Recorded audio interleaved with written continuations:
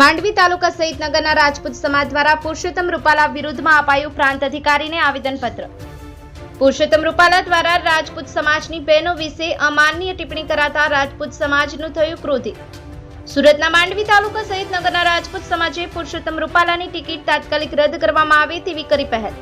2024 લોકસભા રાજકોટની ચૂંટણી ભાજપના ઉમેદવાર પુરુષોત્તમ રૂપાલાએ ક્ષત્રિય સમાજ વિરુદ્ધ જાતીય ટિપ્પણી કરી મતોનું ધ્રુવીકરણ કરી ચૂંટણીનો ફાયદો લેવા માટે અભદ્ર દુર્ભાવના પ્રેરિત અને મનગઢ ટિપ્પણી કરવામાં આવી હોવાનો કર્યો દાવો।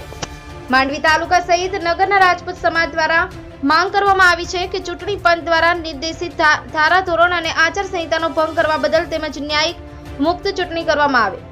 રાજકોટ બેઠકના ઉમેદવાર પુરુષોત્તમ રૂપાલાને લોકસભાના ગેરલાયક ઉમેદવાર ઠેરવી તાત્કાલિક ચૂંટણી પ્રક્રિયાથી દૂર કરવા માટે આવેદનપત્ર આપી કરાઈ પ્રાંતની રજૂઆત।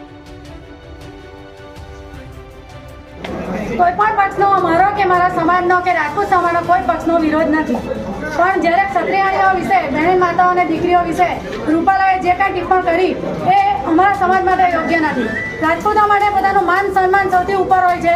જ્યારે અમારા સન્માન પર વાત આવે છે ત્યારે સન્માનની સાથે સમાધાન ક્યારે પણ નહીં, ની કાલે ની આજે ની આવતીકાલે।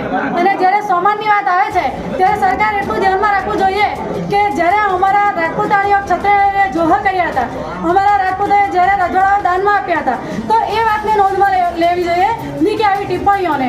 તો અમારી તો એક જ માંગ છે કે અમારા સમાજની જે લાગણી દુભાઈ છે એ સમાજના માન સન્માન માટે સરકાર રૂપાલાની ટિકિટ રદ કરવી જોઈએ અને અમને ન્યાય મળવો જોઈએ। એ એટલા માટે કે જ્યારે રાજપૂતોએ પોતાનું બલિદાન આપ્યું છે, હવે એમણે જે કંઈ કહેવું હતું એ અમારા માન વિશે, અમારા સન્માન વિશે અથવા અમારા જોહર વિશે, રાજપૂતોએ કરેલા બલિદાન વિશે કહેવું જોઈએ, નહીં કે આવા અપશબ્દોનો ઉપયોગ કરવો જોઈએ।